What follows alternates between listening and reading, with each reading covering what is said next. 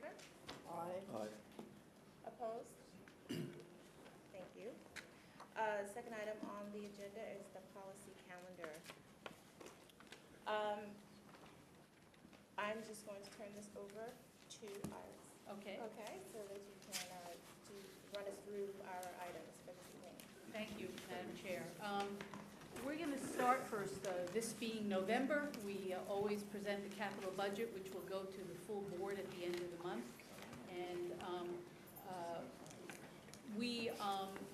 this year, you will see some real significant changes in terms of how we're doing the budget and some of the categories.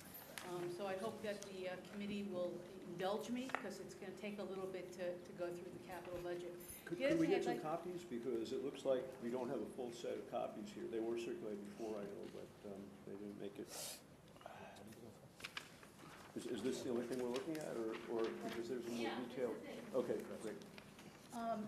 Also, Madam Chair, at the end of the agenda, I'd like to go into executive session to discuss some relevant and sensitive real estate issues. Yes.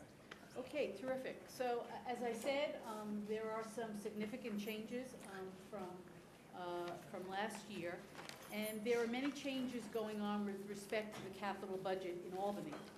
For at least 15 years, the state has used a 5-year capital plan for budgeting purposes. The process was that agencies would receive a capital infusion at the beginning of the 5-year plan, and then some additional appropriations in the interim years to adjust for changing needs. The current state fiscal year we're in is 2012-2013, the last year of the current 5-year plan. In the last 5-year plan, the state was particularly generous to CUNY. We received about $1.6 billion from the state. And for those board members who have been to many of the groundbreakings and the openings, you've seen our labor has brought some very good fruit. So this year, the governor, through legislation, created a new entity to help form capital investment in the state called New York Works. Recently, New York Works required all state entities to provide a 10-year capital budget request.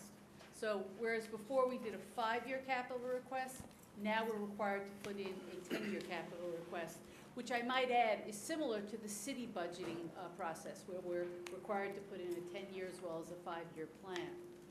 As a result, we expect the governor to propose a 10-year plan in the executive budget that usually comes out in January.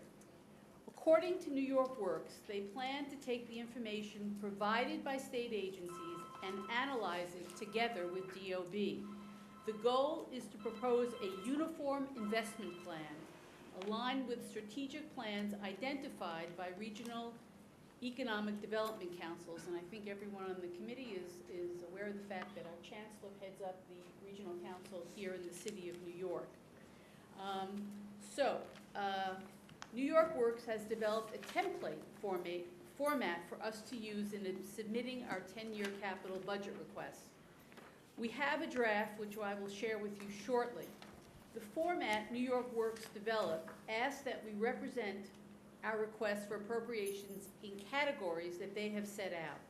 We're also required to answer questions about the economic benefit and returns of our proposals. The projects will be reviewed with an eye towards those projects that provide an economic return to the state. Listed on the screen are the major categories we're asked to break down our information into. So the first category, I think this committee is very familiar, is state of good repair. And this is projects that maintain the entity's infrastructure in a state of good repair. The second category is capacity optimization. This is projects that expand or contract facilities, buildings, or other capital infrastructure to match both current and anticipated user demand. And the third category is called transformational initiatives, projects that result in significant advancement of statewide or regional strategies. Such projects would have a dramatic impact on the state's long-term economic competitiveness, strength, job creation, and quality of life. They also ask CUNY to break down our request into components that make sense to us. Here are CUNY's components, most of you are familiar with, except perhaps adapted reuse. Adapted reuse is, for example, when we take an office and convert it to a classroom or a lab. So the categories that we have focused on are critical maintenance, programmatic expansion, equipment software, and adaptive reuse. Listed on the screen is a summary of CUNY's New York Works submission. They asked that the template only include state funds, so the city funds have been excluded from this template submission. That is why the numbers are lower than the overall request that you will see in the budget resolution. As you know, annually we develop a comprehensive 5-year capital budget request. The request to provide a 10-year plan from New York Works came too late to amend that process, so we used the information that we gathered for the 5-year plan and extrapolated it for a 10-year plan. We also recently updated our State of Good Repair study with the campuses, and new data has been included in our request. CUNY has provided details about both the 5-year request and the 10-year request in the budget resolution. I will now discuss the numeric details of the request. Our request needs are prioritized per Board of Trustees approved goals, some of which are listed on the screen. The first is State of Good Repair efforts. This would continue CUNY's critical maintenance program to upgrade existing facilities and infrastructure. The second list of goals is to complete ongoing partially funded projects, such as the Academic One building at New York City College of Technology, which I might add we're going to break ground very shortly, renovation of the Lawrence and Eris Field building at Baruch College. The third set of priorities are to continue to request funds for the Chancellor's initiatives such as Decade of the Sciences, including such projects as Brooklyn College's Roosevelt Science Building and Hunter College's Health and Science Professions Building, and also to upgrade technology across the university, such as CUNY First, and funds to purchase science and educational technology equipment. So here are the details of the capital budget request in the resolution before you. The 5-year request covers the period 2013 to 2014 through 2018-2019, and the 10-year request covers 2013-2014 through 2022-2023. This year, the university is requesting $6.4 billion for the upcoming 5-year plan. This breaks down $5.1 billion for senior colleges, $1.3 billion for community colleges. And in response to the New York Works, the university is requesting $10.5 billion for the upcoming 10 years, $8.3 billion for the senior colleges, $2.2 for the community colleges.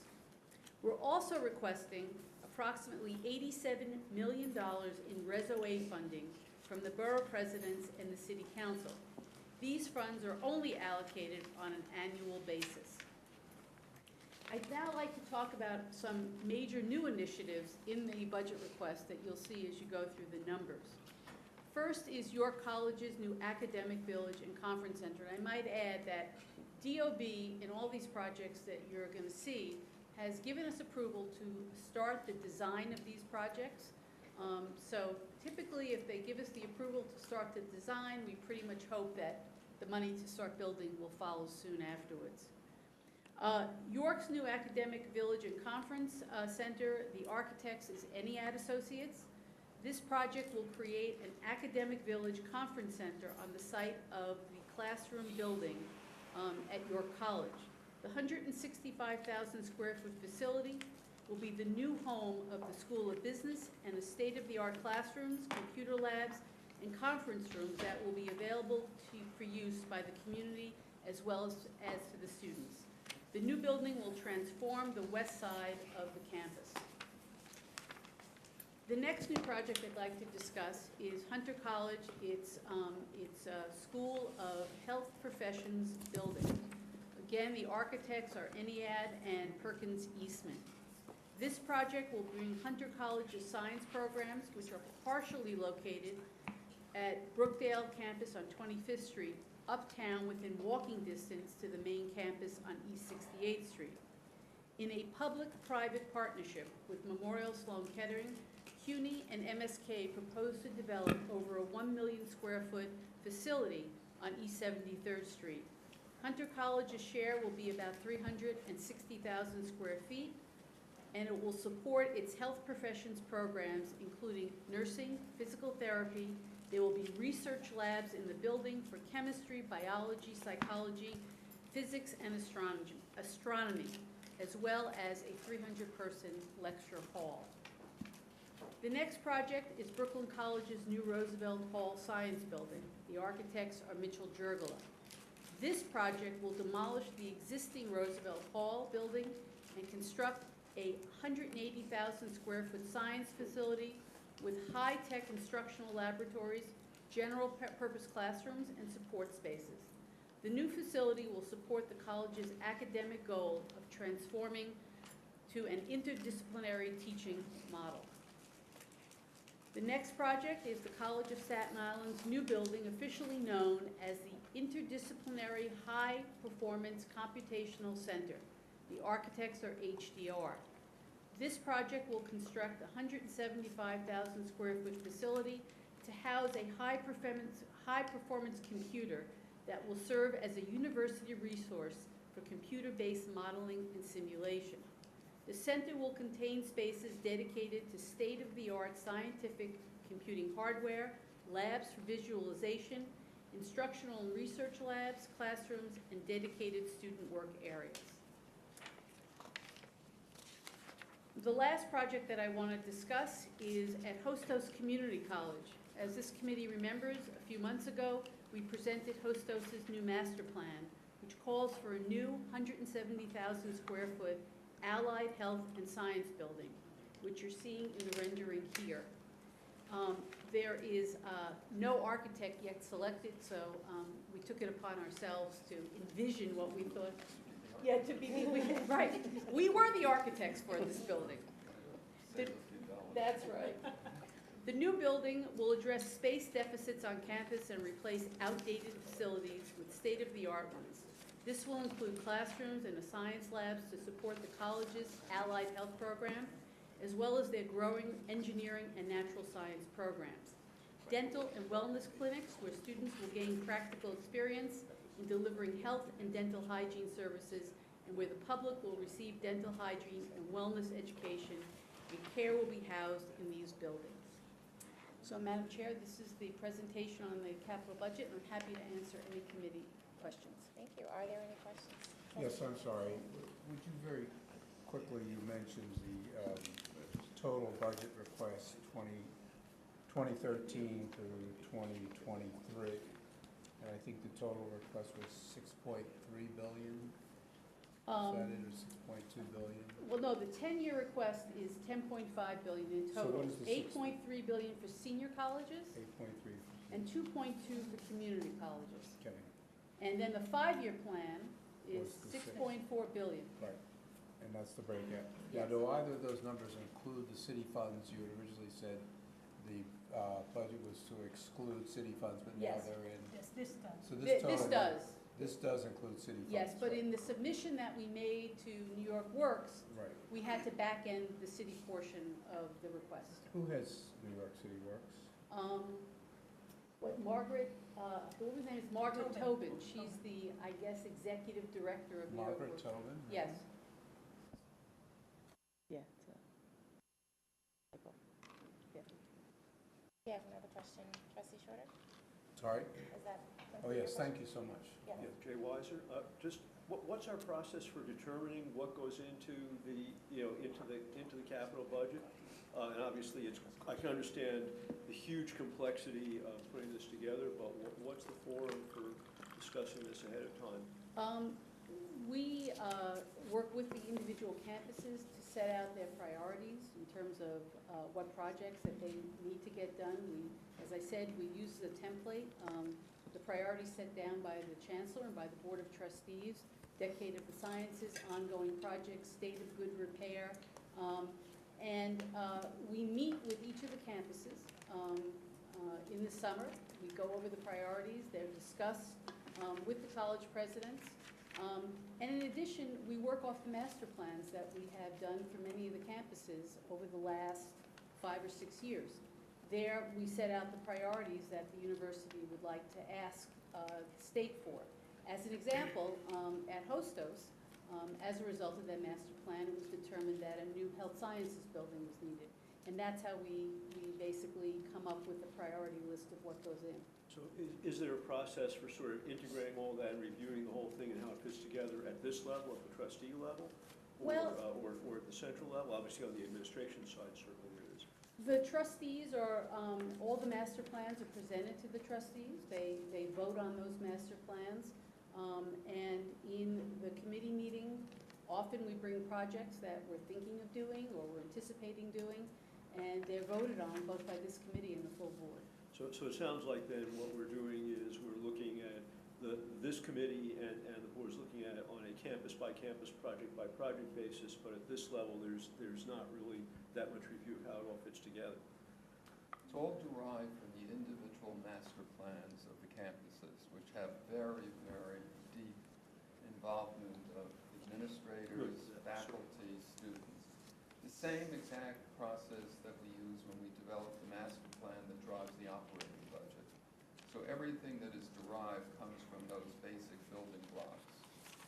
This part is really just integrating all of that information and putting it out there. So do we ever find that we have to make choices among these things that need to be done? You know, because it just sounds like it's all done bit by bit. Yeah, they're always, budgeting is about making choices, yes, absolutely. And we have to set priorities. I mean, if a campus has a real, as an example, Bronx Community College has tremendous needs in terms of state of good repair. Other colleges don't have that need. LaGuardia had a huge need in terms of Center 3. So we're always examining what our priorities need to be, and hopefully we get it right. The other thing is I would like to say that President Mello is here. She's the chair of the COPS Facilities Committee. And we're very often bringing projects and discussing new initiatives at that committee meeting as well. So the 5 major new initiatives that you just enumerated, does that fall under one of the 3 categories, such as the Chancellor's Initiative? Or are these projects that are underway because the designs have been approved? No, these all fell under the Chancellor's Initiative. Okay, so it's category 3. Yes. Where does the new community college fall, or is that too far out? These are more immediate. That's pretty far. Not necessarily here. Probably be the back end of the 10-year plan. The back end. And we hope to do a public-private partnership. No, that's why I was asking. And that's why, until we really understand a developer's need integrated with ours, it's very hard to do the mathematics of it. So if I may, and if I'm offline here, please tell me, Madam Chair, if the new Manhattan Community College will continue to lease space as needed. We have a 10-year lease It's a 10-year on lease. that piece of property. Okay, that was fine. The dirt that we're looking at is the current north wall I know, of John Jay College. And that's going to be a highly sought-after piece of property. And we're going to have to go slow, and I don't think that we need to rush that, really to see. I think the market will probably benefit us by slowing down as to rush to do that right now. There are many other priorities that we have. The new community college, Trustee Shorter, is still in its infancy and still has a very small numbers of students that we're looking at. It's not going to need a campus of the magnitude until a few years out. All right, I was unaware that the current leased space was So sufficient long. for 4 years, right? Yeah. That's great. Okay, thank you. Yes. No, please. Okay. It's just, I have a little concern in light of a recent event. It's clear that we need to re-examine the way we put the emergency system into our new buildings. And It seems to me that beach house is not so attractive as it used to be based on what just happened. So when I'm looking at the Hunter College initiative, which is right by the water, I'm a little concerned. So I hope the people who will be hired to do the work will be taking those things in consideration. Let me alleviate your fears on two levels. Number one, we understand that new building will be at a floodplain, and so we're gonna build a bathtub, and that's how we're gonna build the building, number one. And number two, the emergency generators for that building will be going on the 6th floor where the mechanical space will be, so it won't be in the basement of the building. Yeah, my question is, with this 10-year plan, is there at any point, like maybe at a 5-year point, where we can relook at the assumptions? I mean, the 10-year plans, I mean, forgive me, You're absolutely right. you know, You can't even project a couple of years. Exactly. So- I spent 20 years in city government where we did a 5-year plan and a 10-year plan. Trust me when I say that by the time you got to the 10th year, the budget didn't look like anything that you submitted 10 years before. So it's a very fluid process that you go through.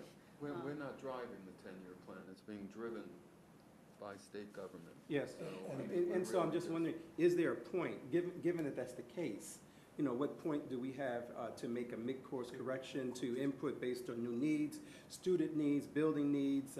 You know, I think that our plans, you know, in terms of the decade of the sciences, well, you know, there's a lot more to that journey that we haven't discovered yet. And so it seems like there needs to be a point where we can make some type of a mid-course correction. These dollars may or may not be enough. I don't know. My guess is, and I think that New York Works and State DOB and the state government is really finding their way on this. My guess is it will be similar to what the city does, which is when you get to the end of the 5 years, they ask you to redo your 10-year plan. Okay. So there'll be plenty of opportunity No, to that's good redo then. it. This is Yeah. not cast in stone Okay, good. in any way. Okay. But 2 points to be very clear on, at least from my standpoint, and the vice chair asked a very important question. I guess point number 1 is there are not discretely defined points at which we can come back in and say we would like to correct this plan. I think I heard you say it's typically at the end of the 5 years. Was that right? Typically in city government, but let me just say, the state has not said what their process Well, is yet. that was my second point. So, you know, my sense is that maybe they'll do it after 5 years, maybe they'll do it after 2 years or 3 years. A, depending on how well the economy's doing, and B, really determining what the priorities of the state. We can't initiate it. It's not initiated on the city level, and I doubt it would be initiated at the state level. But what you've said is, I think, and this was my second point, there has a newly created state entity under the governor, New York Works. And as you point out, they are groping their way. Is there any way that CUNY can influence the process, at least to say, we would like to have the ability to come in at year 2 or year 3? As you say, they're groping their way, and I actually, yes, A lot of this is being driven by the 10 regional councils. exactly. And with me chairing the New York City one, the answer is absolutely. That we will be, as That long as raises I my chair. comfort level tremendously. The other Vice thing is- Chair makes a great point. Can I just say that on the New York Works Task Force, CUNY has a lot of friends on that task force, and Margaret Tobin came in a couple of weeks ago. She spent a number of hours with us to sort of understand CUNY, understand our process.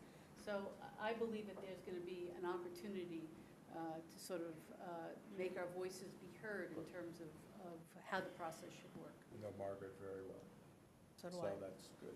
I hired her right out of graduate school. She was the first CFO of the Hudson River Park Trust, was Route 9A. See down there. Very talented lady. Yes.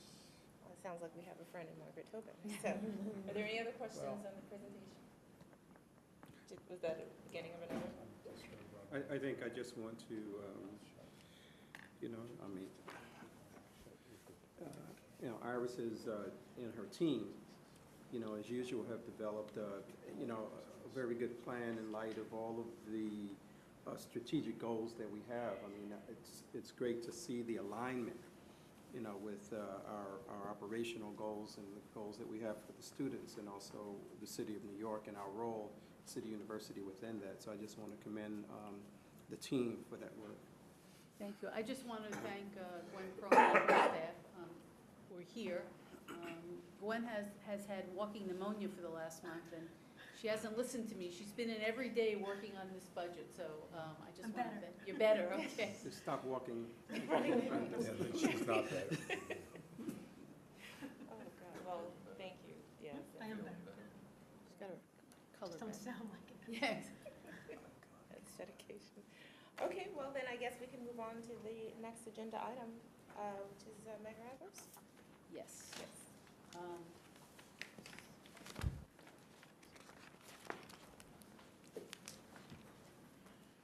Um, First, let me say that if you look, this project was first brought to this board in June of 2006. I don't want you to think that we did nothing or, you know, we were sort of wallowing around.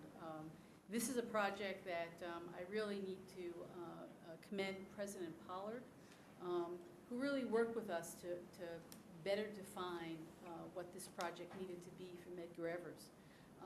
This project will renovate approximately 42,000 square feet of Charles Evans Innes Memorial Library, and will build a new 2,200 square foot welcome center adjacent to the library located in the Bedford building. The upgraded library will provide the college with a state-of-the-art code-compliant facility. The architecture firm of Icon 5 has really done a tremendous job in identifying the goals of the college, as well as President Pollard, to get this done. So we're asking approval of the design by Icon 5 of this $21 million renovation project at Medgar Evers. Great. Are there any questions?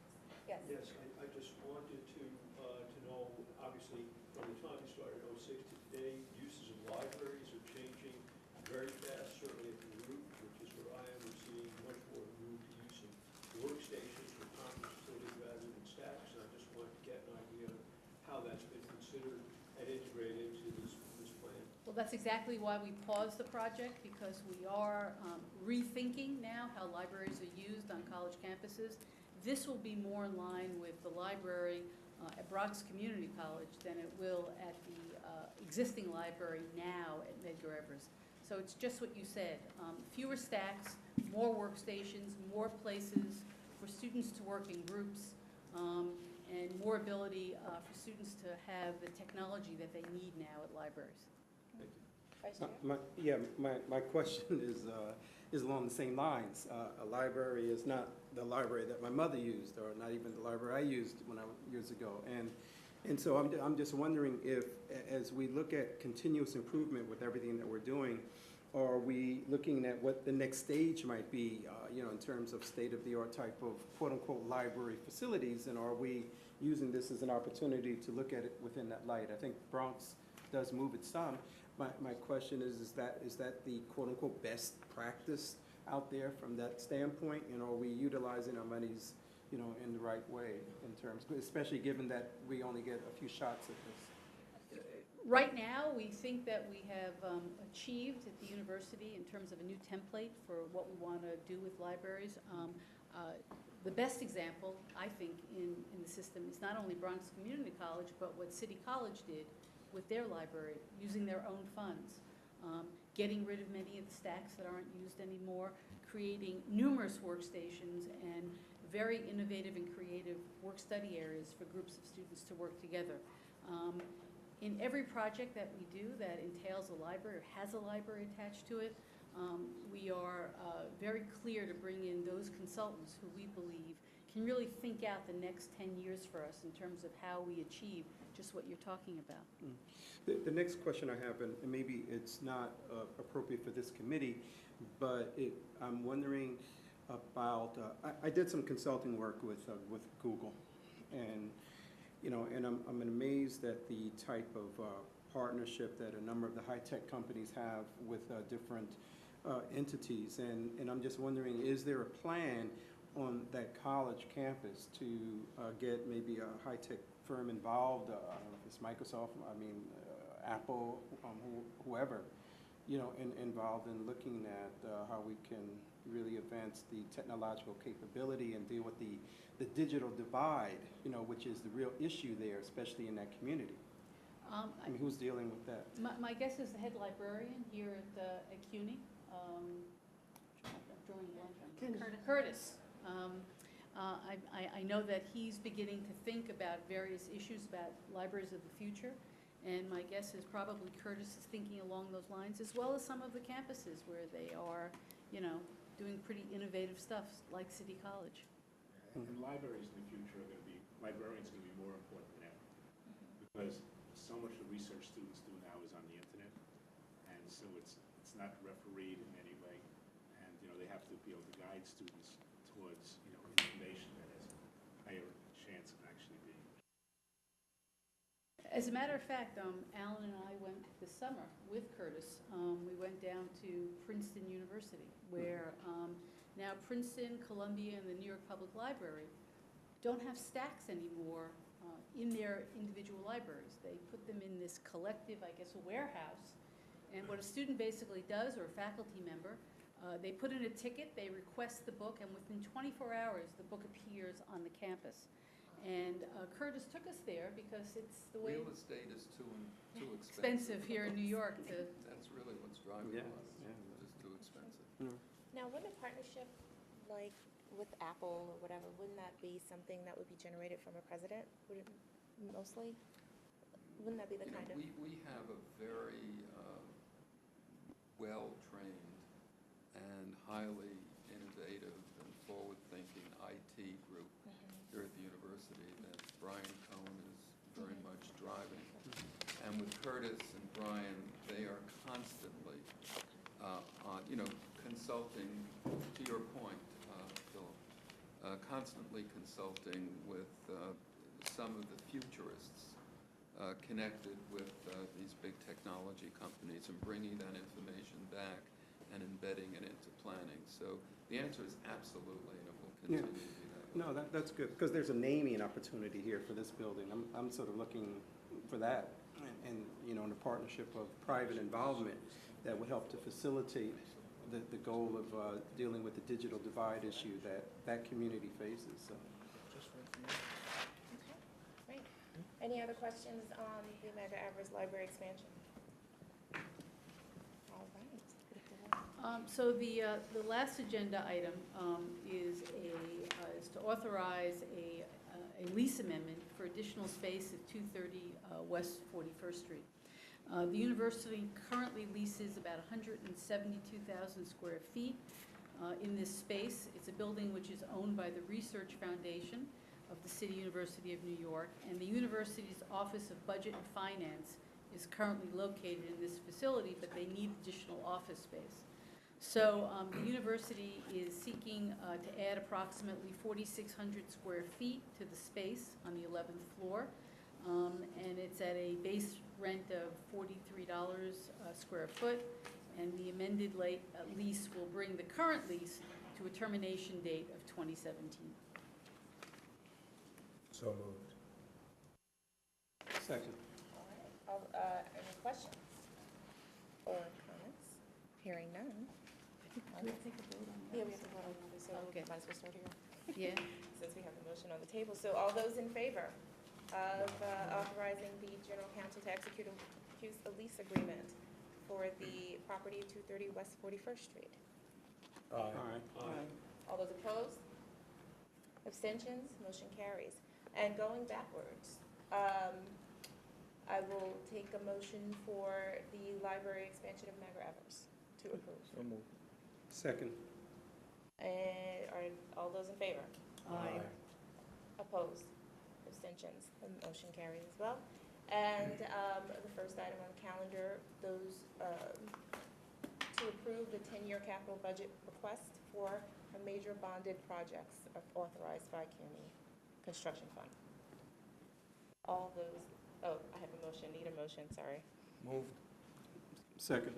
All those in favor? Aye. Opposed? Abstentions?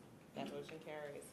Point of information, Madam Chair, when will the Medgar Evers Library commence?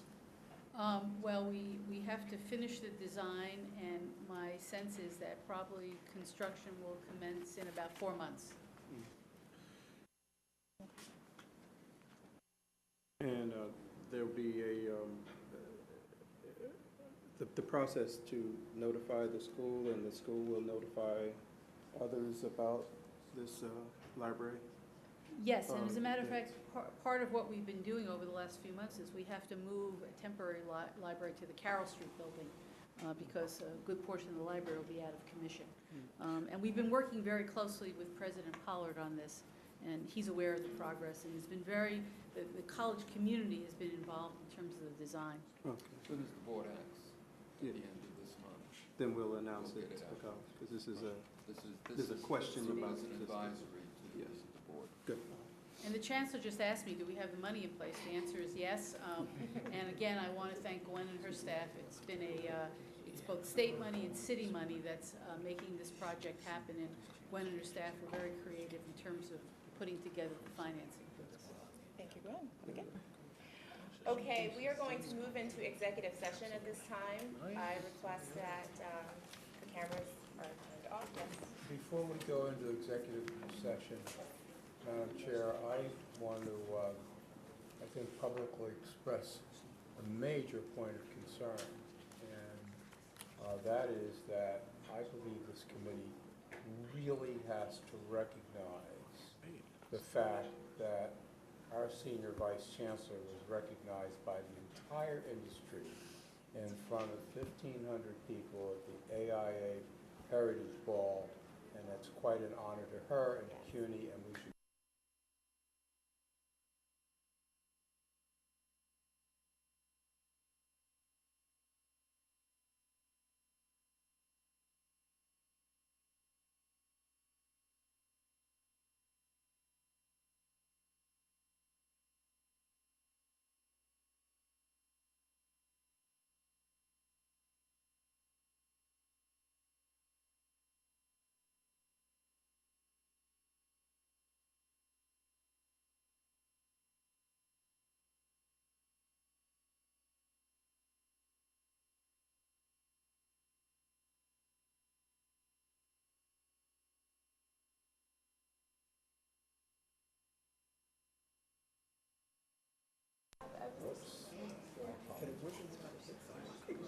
Let's see.